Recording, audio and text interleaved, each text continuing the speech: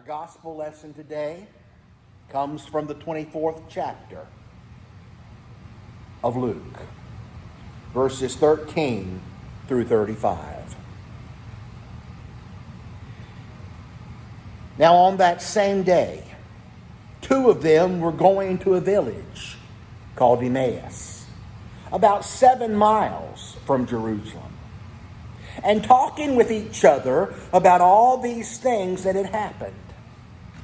And while they were talking and discussing, Jesus himself came near and went with them. But their eyes were kept from recognizing him. And he said to them, "What are you discussing with each other while you walk along?" They stood still, looking sad. Then one of them, whose name was Cleopas, answered him, "Are you the only stranger in Jerusalem who does not know the things that have taken place in these days?" He asked them what things. They replied, "The things about Jesus of Nazareth, who was a prophet, mighty in deed and word before God and all the people. And how our chief priests and leaders handed him over to be condemned to death and crucified him. But we had hoped that he was the one to redeem Israel. Yes. And besides all this, it is now the 3rd day since these things took place. Moreover, some women of our group astounded us. They were at the tomb early this morning, and when they did not find his body there, they came back and told us that they had indeed seen a vision of angels who said that he was alive. Some of those who were with us went to the tomb and found it just as the women had said, but they did not see him." Then he said to them, "Oh, how foolish you are, and how slow of heart to believe all that the prophets have declared. Was it not necessary that the Messiah should suffer these things and then enter into his glory?"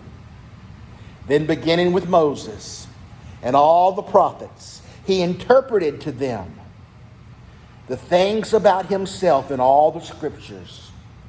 As they came near the village to which they were going, he walked ahead as if he were going on. But they urged him strongly, saying, "Stay with us, because it is almost evening, and the day is now nearly over." So he went in to stay with them. When he was at the table with them, he took bread, blessed and broke it, and gave it to them. Then their eyes were opened, and they recognized him. And he vanished from their sight. They said to each other, "Were not our hearts burning within us while he was talking to us on the road, while he was opening the scriptures to us?" That same hour, they got up and returned to Jerusalem. And they found the 11 and their companions gathered there. They were saying, "The Lord has risen indeed, and he has appeared to Simon." Then they told what had happened on the road, and how he had been known to them in the breaking of the bread. This is the word of God for us, the people of God. Thanks be to God.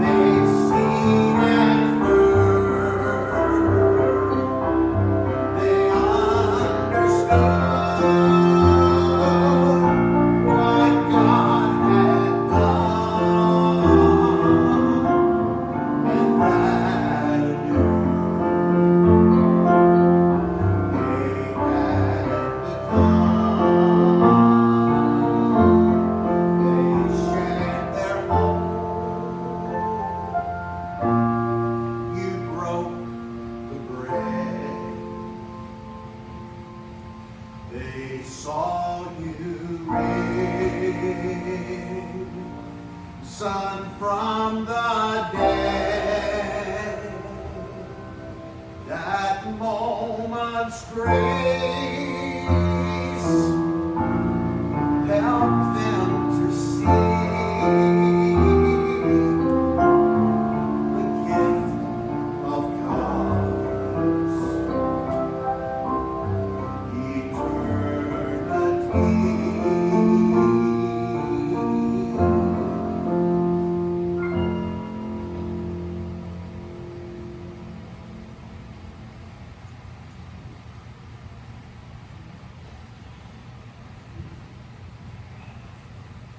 I'm sure most of you remember the popular sitcom from the 1970s. The one that centered around a group of doctors and nurses trying to make sense of their assignment at the 4077 MASH. It was during the Korean War.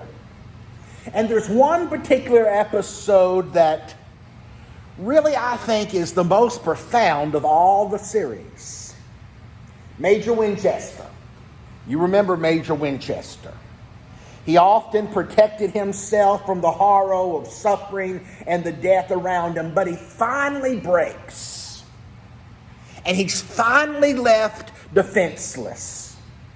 He slips into depression. He struggles to find some answers to life's most perplexing problem, death. And finally, in utter desperation, he leaves the base hospital. He goes up to the battalion aid station where the wounded are taken first. Colonel Potter discovers that he's gone, orders him to come back to the base, but that conversation is interrupted by a medical corpsman who calls the surgeon over to a man who's dying. Winchester confirms that his death is coming. Obviously in pain, that soldier cries out, "I can't see anything, hold my hand." So the major grasps the soldier's hand, and the soldier whispers, "I'm dying." The major, still groping for answers, demands, "Can you see anything? Can you feel anything? I have to know." But the dying soldier doesn't answer any of those questions. All he can manage to get out is, "I smell bread." Remember the episode? Isn't it odd? What Major Winchester wants, what he craves, are answers to all of the pain, all of the warning destruction, all of the tragedy around him. He wants answers. But all he can find is that simple phrase, "I smell bread." Most of us lately have been a lot like Major Winchester, overwhelmed by the suffering and the pain that is around us. And I must admit, I have longed for answers. In fact, in the last few months, there have been many times I have wondered, I have asked for answers, but I have not found any. But as we look at our text today, I think we can smell bread. And as we turn our attention to these two disciples on their way to a little village called Emmaus, they too are searching for answers. They too are walking through the cemetery of broken dreams. Kind of like the teenager who says, "I worked so hard to be valedictorian. I had tried so hard to be able to deliver that valedictorian address. Now there'll be no graduation. Now I'll never get to deliver it. I had hoped, but hope is gone." Or that young mother who says, "My husband worked so hard to become a nurse. But during this pandemic, his chosen profession, his calling, took him to the front lines. And trying to help others, he lost his fight. I had thought we would grow old together. I'd hoped. You know what it's like, don't you? To have a dream broken. These two fellas on the road to Emmaus surely did. Evidently, they had been in Jerusalem, probably to celebrate Passover. Most Jews went. In fact, at least 250,000 would be in Jerusalem to celebrate Passover. Evidently, these two folks had become followers of Jesus. Yes, Jesus had had a short ministry, but he had had a powerful one. We don't know how long they had been associated with Jesus, but we do know they had bought in. They had decided he was the one who was going to rescue Israel. They had followed him. They had put their hopes, their dreams in this man from Nazareth. And then they watched on Good Friday as the religious leaders, as the chief priests, as the Romans crucified Jesus. And as Jesus died, so did their hopes. And so did their dreams. And as Jesus was buried, not only was his body put in that tomb, but their hopes were put in that tomb. And their dreams were put in that tomb. And as they're walking back home to Emmaus, I picture them looking down at the ground, walking slowly, talking to each other, sharing what they had dreamed of. And suddenly, a stranger joins them. They don't know who he is. But he invites himself not only into their presence, but also into their conversation. And he says, "What are y'all talking about?" And I love the way the text says. It says they stopped and looked sad. I have a feeling they stopped dead in their tracks. They looked down at the ground and in utter amazement, "Are you a stranger around here? Are you the only one around here that doesn't know what has happened?"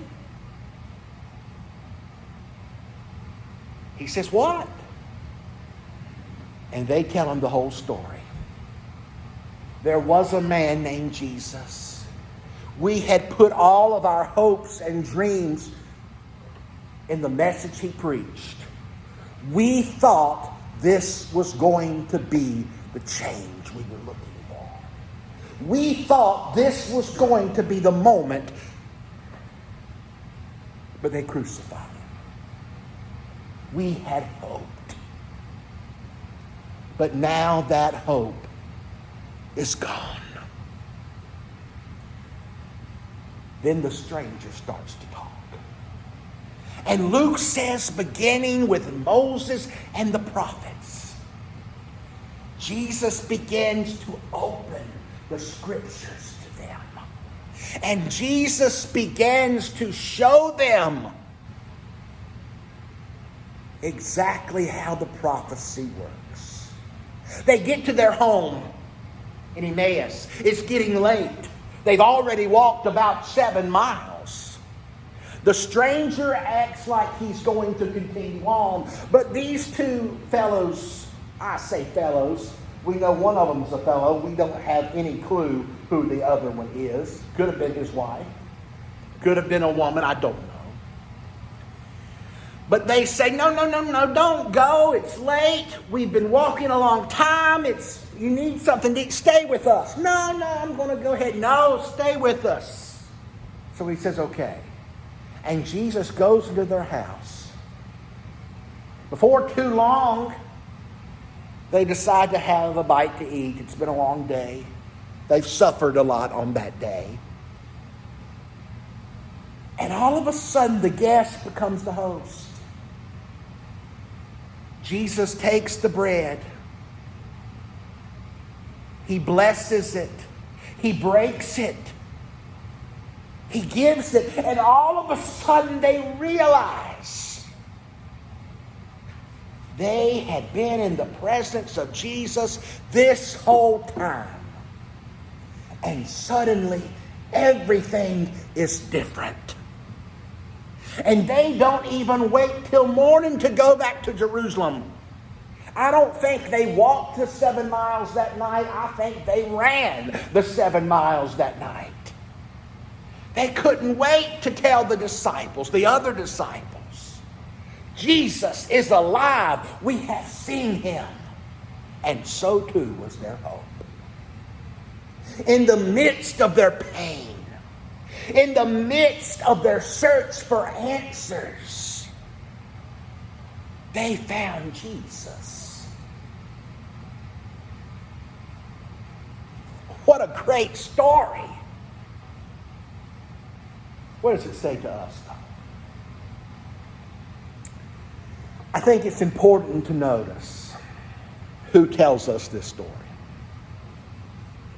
It's only found in one place in the entire Bible. Yes, the resurrection story is found in Matthew, Mark, Luke, and John. But only Luke gives us this account. And I think by doing this, Luke is trying to tell his readers and us that Jesus cares. Jesus cares for those who are suffering. That Jesus cares for all people who are walking through the cemetery of broken dreams. Now, you would expect Jesus to appear to the original disciples. Yeah, Peter plays a big role. You expect Jesus to appear to Peter. Thomas is talked about in other places in the gospel. Yes, I expect Jesus to appear to Thomas. But Cleopas? None of us have ever heard of Cleopas before. If this story was not in the Gospels, we would never know there was a disciple named Cleopas. And this story Luke is telling us. Luke is telling us that Jesus appears to ordinary folks who are suffering. That you don't have to be some big famous name person for Jesus to come to you in the midst of your pain. In fact, Luke pictures Jesus as always reaching out to the last, to the least, and to the lost. It's from Luke that we learn Jesus reaches out to the leper and the paralytic in chapter 5. Luke tells us about the widow of Nain who's just lost her son, and Jesus stops dead in his tracks and even stops that funeral in chapter 7. There's a sick woman in chapter 8. There's a crippled woman in chapter 13. There's a blind beggar in chapter 18. Luke even tells us that one of the thieves on the cross that are being crucified with Jesus reaches out, and Jesus reaches to him as well. Luke's gospel is covered with nameless people walking through the cemetery of broken dreams who find in the midst of their pain, Jesus is reaching out to them. And today in our broken world, as people walk through the cemetery of broken dreams, look for Jesus because he's there. He's there. Now, I told you that Luke is the only gospel writer who tells us this story. And I think it's interesting. The moment these two disciples recognize Jesus is the moment that they invited him into their home and they shared what they had with him. I think Luke tells us this account because earlier in his gospel in chapter 16, almost in the middle of his gospel, the heart of it, Luke tells us another parable that no other gospel writer tells us. You probably remember it. There's a rich man who has everything he ever wants. He dresses every day in his tuxedo. Every day he has, Luke even uses the word no other gospel writer uses. He uses the word euphrino. That probably means absolutely nothing to you. But it's the word for party. No other gospel writer uses that word. But Luke says this rich man, I picture the man, he puts on his tuxedo even when he's by himself every day, and he has a party. And Luke uses the word lamppost as well. In other words, he turns all the lights on so everybody can see him as he's doing it. He has a lot and he wants you to know it. He opens the curtains, he turns the lights on. And the problem with that is, when he opens the curtains, not only can people see in, he can see out. And there's a beggar at his gate. Lazarus. Lazarus has nothing. He doesn't have anything to eat. He's covered in sores. And he would love just to have the crumbs from this rich man's table. Remember the story? Well, the rich man dies and goes to Hades. Luke is the only gospel writer who tells us that. And Luke is the only gospel writer who tells us this story in our text today. Some scholars, and I had never seen this before, some scholars say Luke is showing us just what would have happened if this rich man had dared to reach out to Lazarus. If this rich man had dared to reach out and to give something to Lazarus, maybe even invite Lazarus to his house, maybe even just stop by the gate and give Lazarus something to eat. One New Testament scholar says, imagine, fantasize what the rich man would have seen if he had reached out and given something to Lazarus. You know what I think he would have seen? I think he would have seen God. I think he would have gotten a vision of Jesus. Think how different that rich man's life would have turned out. One New Testament scholar says this: if we do not see Christ in the face of the stranger, we will never see him. You see, Luke is showing us that Jesus cares for all the people who are walking through the cemetery of broken dreams. And here's where it gets a little bit uncomfortable. If Jesus cares for those walking through the cemetery of broken dreams, so must we. So must we. And it's during those times when we reach out to those lonely, those lost, those broken, that we will indeed see God. Jesus tells us, I was hungry. You gave me something to eat. I was thirsty. You gave me something to drink. I was naked. You gave me food. I was a stranger. You took me in. And remember these folks, they're when? I don't remember doing that. And Jesus says, when you did it for the least of these, you did it for me. And Jesus also says, when you didn't do it for the least of these, you didn't do it to me.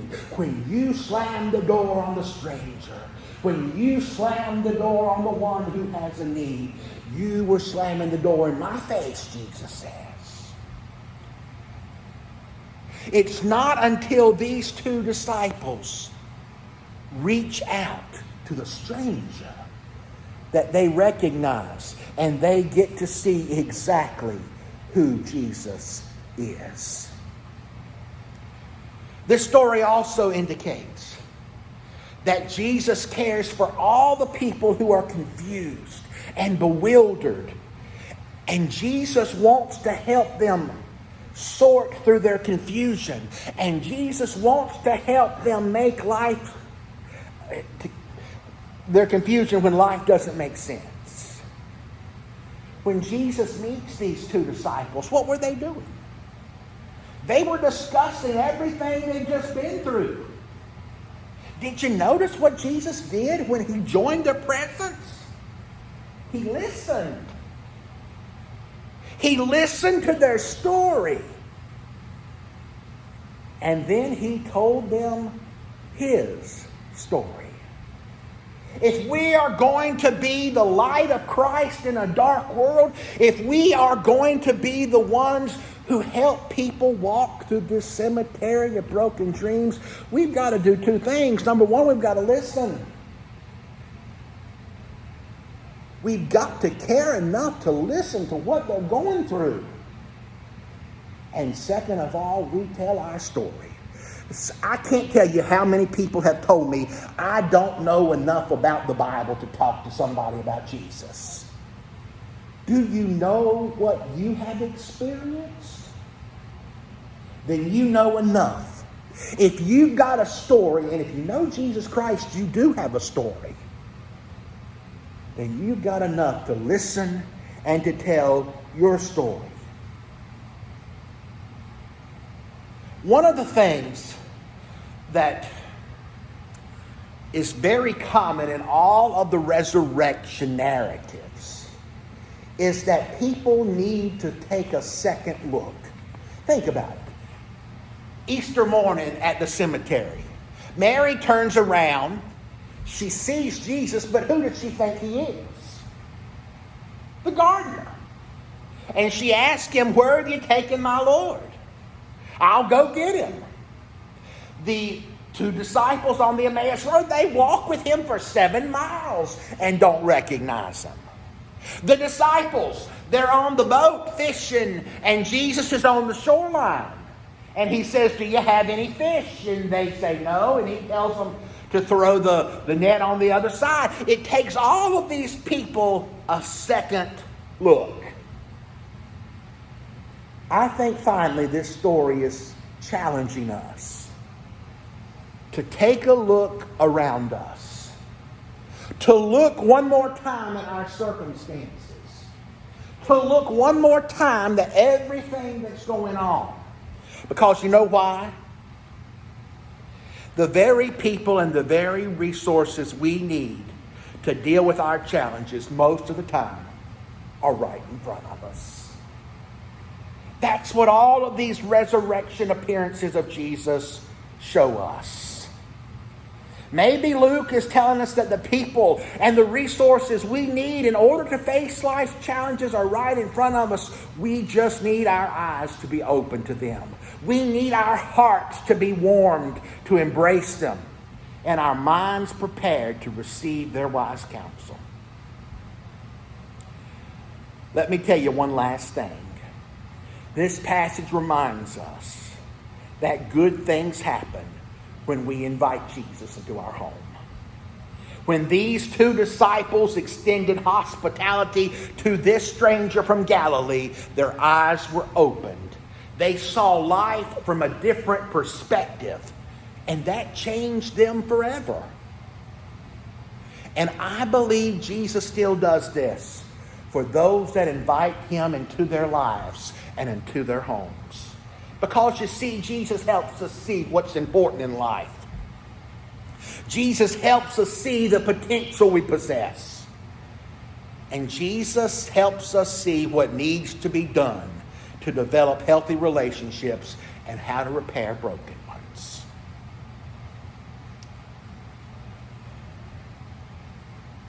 What does this passage show you need to do this morning?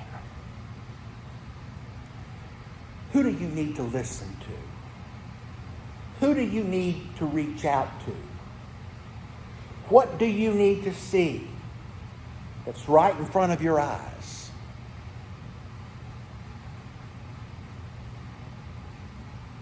If you'll pour your heart out to God, to Jesus in prayer, he'll show you. And it'll change your life.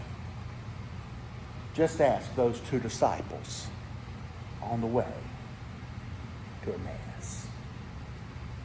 Amen.